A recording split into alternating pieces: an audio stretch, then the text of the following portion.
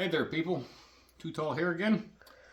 Just playing around with one of my 266s. Developed a air leak, and it was just easier to take the whole cylinder, carburetor, muffler, that whole assembly there. It's easier to take that off as one and deal with the carburetor and whatnot. But in having that off, I kind of killing two birds with one stone. I built this saw this last winter, and never did really like the way it performed. This was honestly the first Huskqvarna build I had done. I'm pretty familiar with the stills. Huskqvarnas are a little different, especially these older 61s. I got 61 up there on the shelf. The 60 series, which started with the correct me if I'm wrong, but it was the 162 SE, I think, was the beginning of that platform of saw. And then they had many different variations. The 61, the 262, 266, 268, 272. So basically what I did is I turned this 266 XP, here's the chassis right there, into a 272. Highway big bore cylinder and piston kit. This is the pop-up. So it ran pretty good, but it just wasn't quite what I wanted, and I realized that part of my problem was that I treated this like I would most of my what many refer to as long stroke chainsaw, the stills, the 44s, 46s, and so forth. These are a shorter stroke, so just the general nature and performance of them is a little different. They react differently to porting, I've found. And I follow some what I consider to be some top-notch saw builders and porters. Shout out to Iron Horse and Tin Man. You guys are awesome, and appreciate all the content they put out there and share with everybody.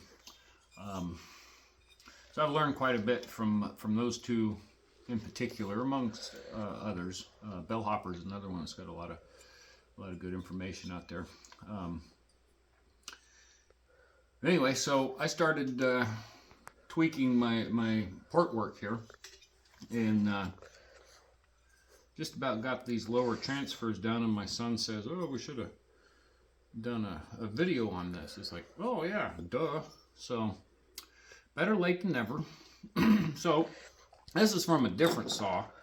This is actually from a 266 SE, which is in pieces.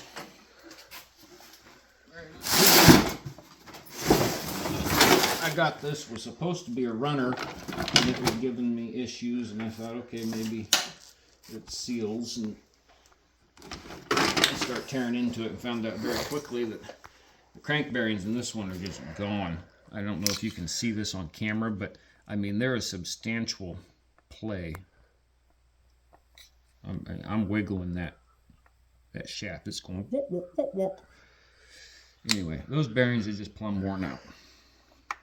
I'm amazed that it didn't crater itself. But yeah. So that one's going to get split, and that'll probably be a wintertime project. Put new bearings in it, and more than likely put a new top end on it. This top end is not in too bad a shape. I'm actually thinking of doing a little port work to this and putting it on that 61 up on the shelf there. But this will give you a size comparison. You see those lower transfers there? See the size of those? Now, this is a stock 266 cylinder. And this is the Highway 272 big bore. You see the size difference there? Open that baby way up. She is going to flow some fuel in there. And then I personally have never done this. I've seen a lot of guys do this. You see those little notches I groove in there on the top of the intake? I've seen Iron Horse and Tin Man successfully do that. And I don't know if I did that right. I'm probably not going to go any more than that because I'm scared to, honestly. But we'll see what that does. I may have just plumb screwed it up. And again, maybe not. So on the initial run of this build, I had opened these windows a little bit, probably half of what you see now, and I opened the exhaust a little bit. Let's see, not a ton, but once again, for comparison's sake, can they see that? Okay. Whoa.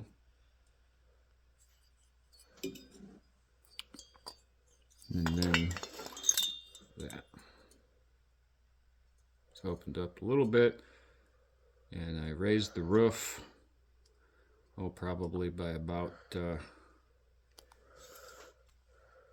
trying to remember now. I'd have to I might throw the timing wheel on it when I put this thing, or as I'm putting this back together. I think I raised that by about 6-8 degrees. And I dropped the intake just a skosh. I didn't even check it. I just zzz, a little bit and called it good. But it ran pretty good, but it just didn't quite have the snap that I was really hoping for. So we'll see if we get it on this go around. It's an experiment, as I always like to say. So now I'm going to chamfer all these edges so we don't hook a ring or score the piston. Oh, and that was another thing I did, but I didn't. Sometimes I get in a hurry, and it never benefits me when I do that.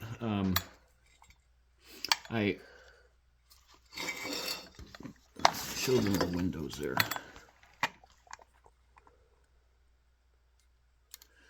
So I had cleaned up these windows a little bit. Why I didn't round these corners of the skirt, I do not know, because usually I do that. And this has a little bit of a chamfer around the top, but as I'm feeling it with my finger, I don't like what I'm feeling. It feels rough, so I think I might pop this piston off and just chamfer that a little bit with a file. While I'm at it, I might as well round those corners off a little bit. The scratching you see here was just me trying to clean up some of the carbon. And I was inspecting the burn patterns here, which is kind of interesting.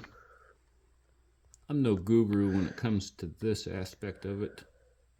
But I do know to look for irregular patterns. This looks pretty even. This would be right at the front of the upper transfers. You can see the discoloration where the transfers, they're angled towards the intake side of the cylinder. So let's see, I'll get you orientated here to kind of show what I'm talking about. So there's their piston cylinder in proper orientation. So if we look, this is your intake side, and you see how the can they see that okay? I got my son running camera here for me. Does it look good on camera? Can you see the upper transfers? Now, any of you all watching that have done saw work and porting, you're going to know exactly what I'm talking about. But for those of you that don't, maybe you're brand new or just curious, see? So your charge, what I mean by charge is your air fuel that's sucked in through your intake side into your crankcase, then comes up your lower transfers right here, and then comes up on the other side of your piston and up into your combustion chamber. And they're angled like such so that they flow towards this back here. And part of that reason is, well, there's two reasons in my mind. If you look, boom, there's your spark plug. So your combustion chamber, here's your combustion chamber at the top. Some you'll see are kind of a D-shaped.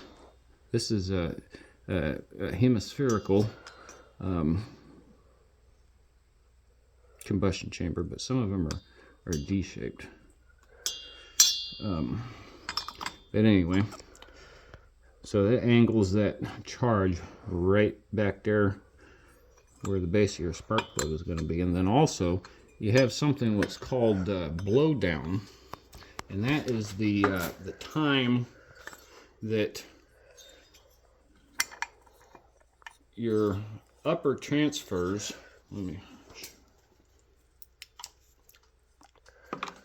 so here's your, can you hold that? Here's your exhaust port. Here's your upper transfer. Now, I don't know how easy it is to see, but if you draw a line from there across, see? Your upper transfer and your exhaust are both open just for a moment. Now remember, this thing is operating at extremely high RPM, so I mean it's just a millisecond. But when you hear the term blowdown, that is a measurement of distance and time. This is open in relationship to your exhaust, and then it closes, and then your exhaust closes, and then you're on your compression stroke. And then the same in reverse as it's coming down. As it's coming down, you have exhaust, you have combustion, forcing that piston down.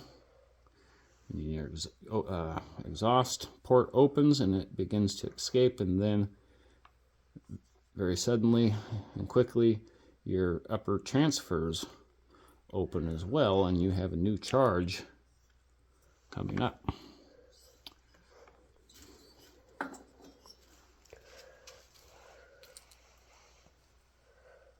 Anyway, let's see, where was I?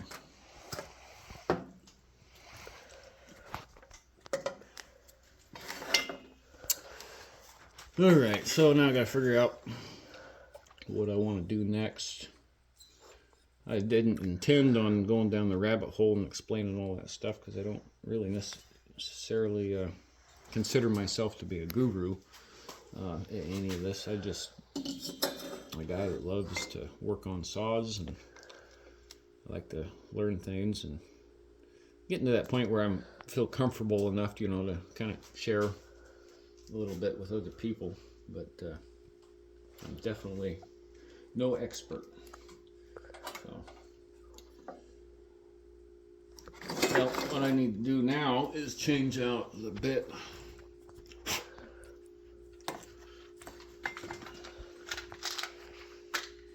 Probably going to go to a, these are all pretty aggressive.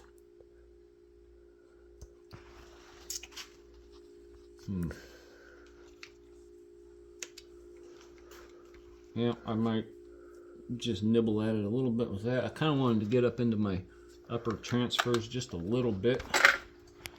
I typically don't mess with the upper transfers a whole lot, If I see some pop marks, flashing from the casting process, or little imperfections that really jump out at me, then I'll get them. But not one of those guys that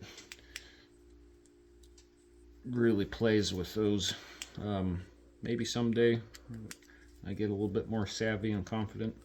I haven't got to the point where I'm deliberately trying to manipulate my blow down much. I mean, you change those numbers a little bit when you change your exhaust roof, but in my case, I've never altered it so much that I ran into a problem. And, you know, like with the stills, in most cases, I found you're actually improving everything by doing that.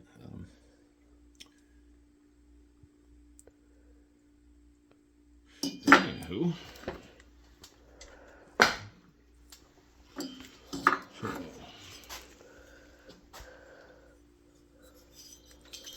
you're going to be able to do that in a manner in which they can see it.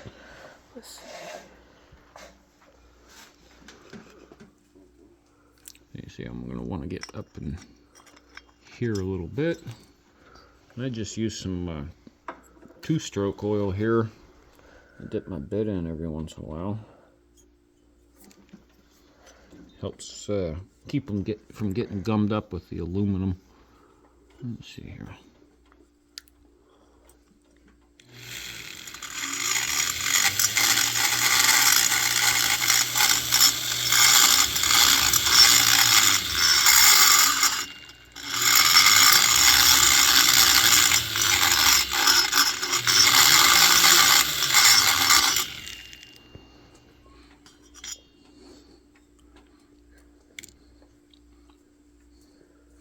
Now, as I do this, I try to pay attention, you know, not take meat off of the side that's gonna, well, I want to do it in a manner in which it's going to alter the flow. You know, it goes from, it's like a funnel, you know. You've got a big opening here and it bottlenecks down, and so then it should, in theory, you know, kind of compress and accelerate. Is that that volume of your charge flows down that funnel, if you will, and then we don't really want to alter the direction of that flow. We want both of these to evenly go down and flow in an accelerated manner towards the intake side of that cylinder. So there's a little bit of flashing down on the bottom of these. I don't know if you can see it, but that's what I'm grabbing right at the moment, just because it's there and I don't like it.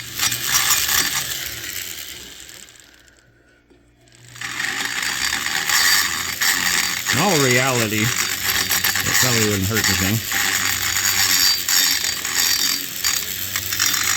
Now, as far as the intake side and these transfers are concerned, you don't need things to be super smooth. You're not looking for no mirror finishes. You know, really the rougher it is, a lot of times the better. Or so that's what I've been told over the years. What I've found true in many different applications. Actually, like in, you know, hot rods, 4-stroke motors. Nice rough surface helps keep your air-fuel mixture, you know, in suspension as it travels down your intakes. And in some cases, I gotta blow this out. In some cases, on hot rods, you'll actually drill a pattern of divots in the bottom of your intake manifold to help promote that suspension. Oh, you know, that makes me think. Total rabbit trail, but while my brain's on it, we might as well. For those of you that like hot rods, come this way.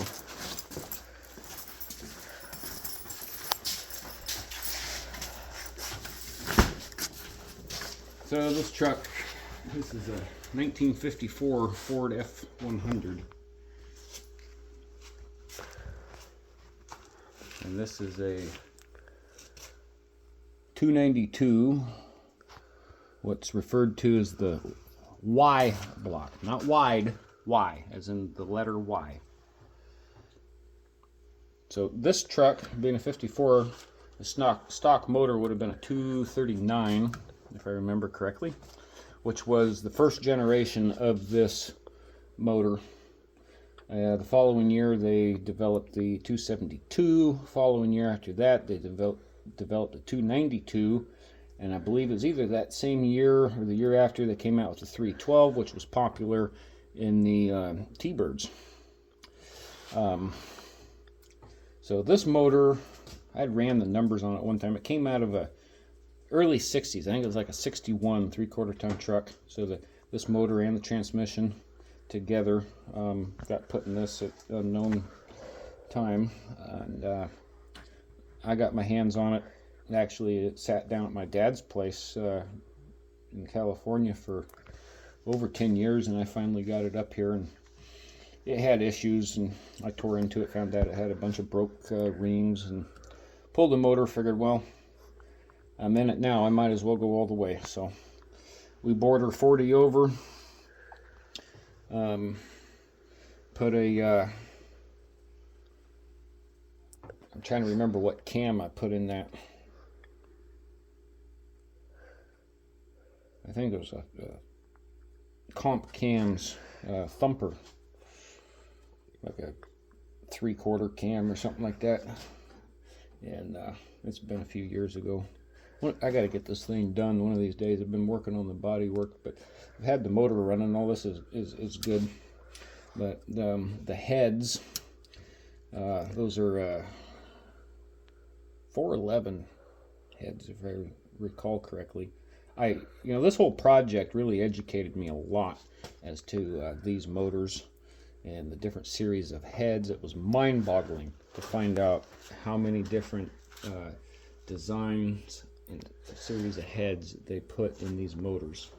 So after getting a hold of all the data and spec sheets, and a rough idea of what I wanted to do with this build, I decided that the 411 heads were what I wanted. They were originally designed and developed by Ford in the factory for their factory supercharged cars. I think it was one of the police interceptors or something like that. Anyway, so these are got the super honking valves, big intake and exhaust ports, grotesquely large combustion chamber, and somewhere along the line I got the itch to put a triple deuce on there. So did some searching and eventually found a guy down in Indiana who's big into T-Birds, and he had this on his T-Bird, and he was swapping this out for a double 4-barrel setup. I got a really screaming deal on this. He had the carburetors recently gone through and calibrated and everything. So when I set this intake on this motor in the first fire up, I didn't hardly have to do anything to those carburetors. I was surprised. I did take the tops off and I checked the jet sizes in them and stuff to make sure that it was going to be, close to comparable of what I would need for this motor. But yeah. How's the engine compression? I haven't actually done a compression check on it since I got it running. I imagine it's probably pretty high.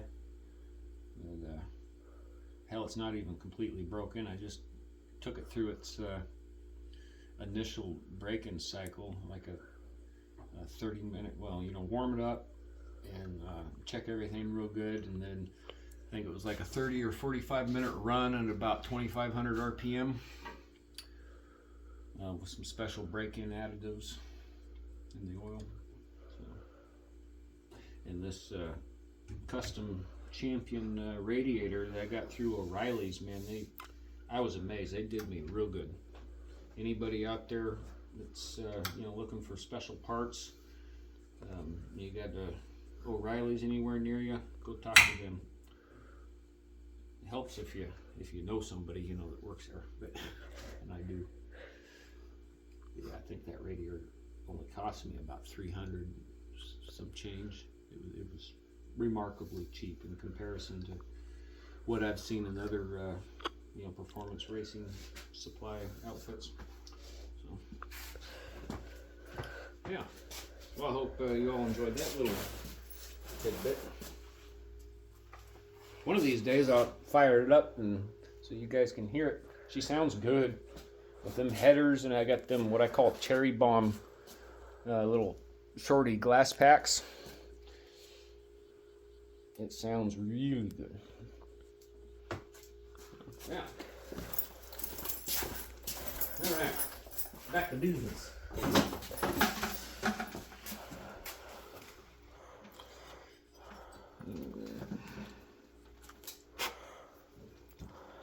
I don't know how far I'm going to be able to get with this because this is a really aggressive bit.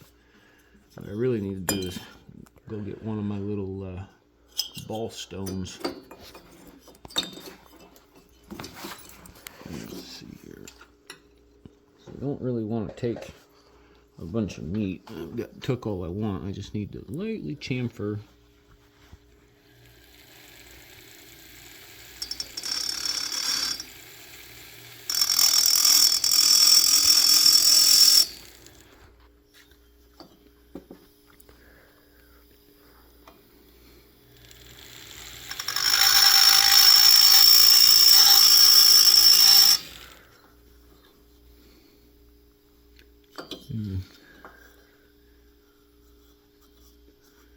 So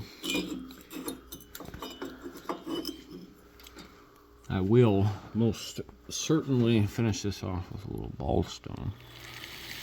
But I'm just trying to hit the areas where I know it needs a little bit more work right there.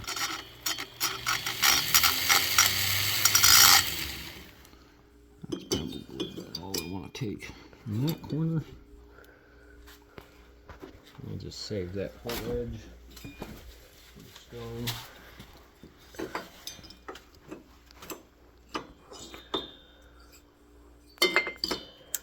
That corner right there needs a little work.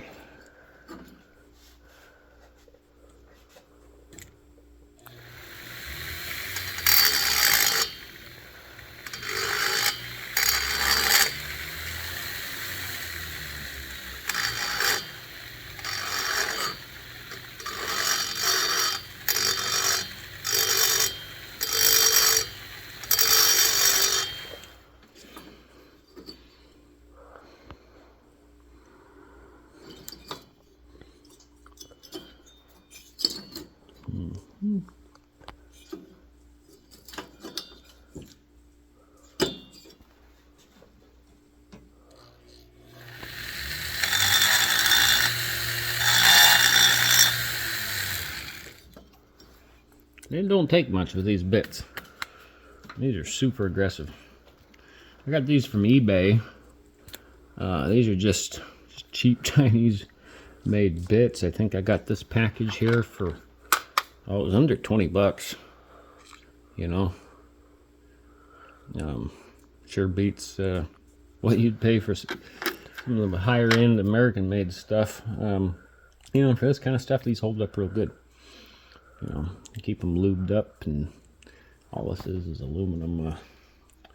Now, if I was doing a bunch of funny business on some harder material, then these probably would not work out for very long.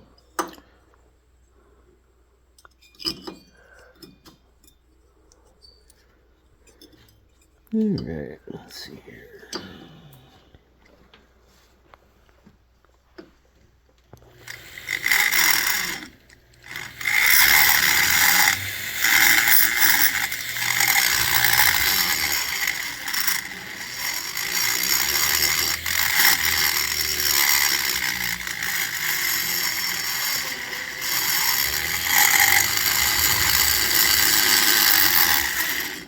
Shaving a little bit off the backside there. I don't want to take too much because, you know, you don't want to weaken that bridge right there. I'm just taking a little bit off this edge here, the bottom edge. And like I said before, you know, funnel. So I'm going from big to small. And then, you know, it's contemplating angling that just a little bit. Got horrible lighting in this shop. That's a little irregular looking down there. Let's see, I'm gonna get a pointer. So, right there. I don't know if you can see what I see, but definitely some irregularity, and on the just on the inside there's a little divot. I don't like that because that has the potential to kind of disrupt and distort the flow of that charge. I mean, it's not going to be a ton, but you know, when we're doing this kind of work, every little thing can make a difference. So, you know, if you catch a dozen tiny little things and learn how to kind of perfect them, then you can make a night and day difference in the performance of your saw. So, at least that's what I'm trying to achieve. Don't always succeed, but it's an experiment. So, let's see here. How am I going to do this? Sometimes it gets a little precarious. You know, you're holding the flashlight, you got your Fordham in the other hand, you're trying to hold the cylinder still. Sometimes I wish I had a couple extra hands. I'll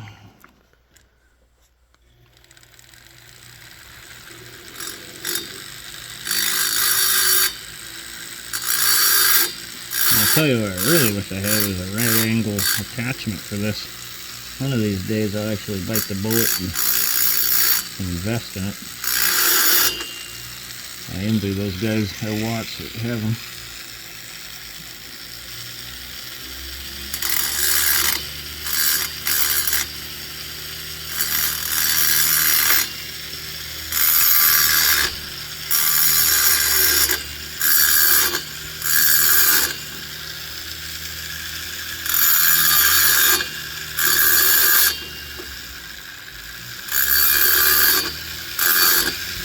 I just jumped outside of that a little bit.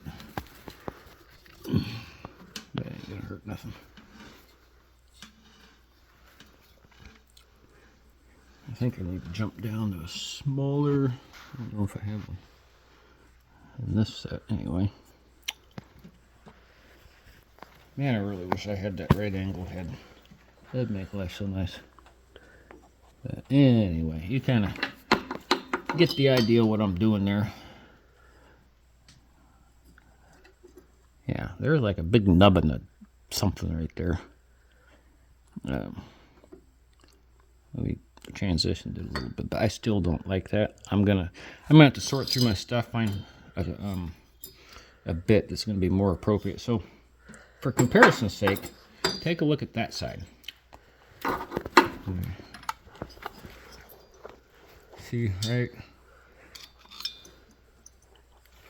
See how that looks?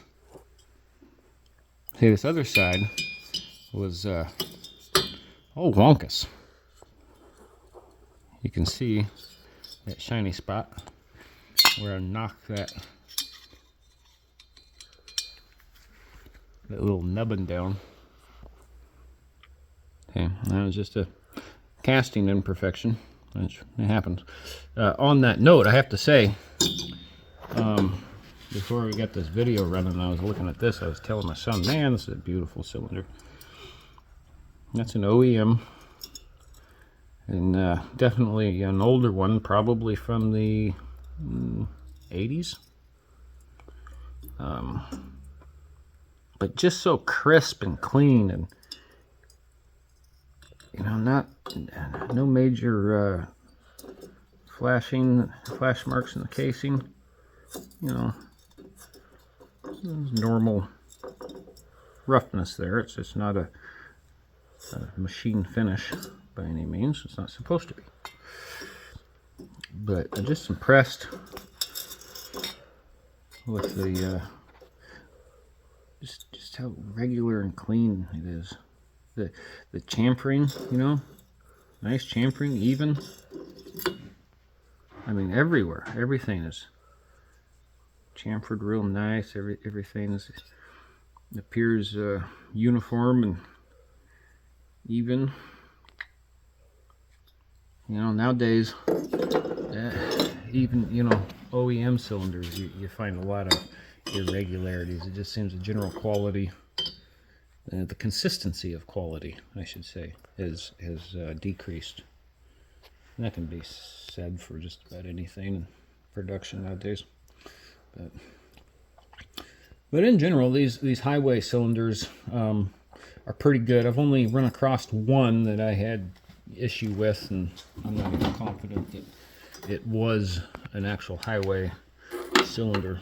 But anyway, I think we're probably run on long enough here, so I'll finish this up and maybe come back at another time as I'm getting ready to put it together and show you guys. So anyway, I hope you enjoyed some of those tidbits. Kind of went different directions than that initially intended on, but hey, that's how it is. So y'all take care wherever you might be.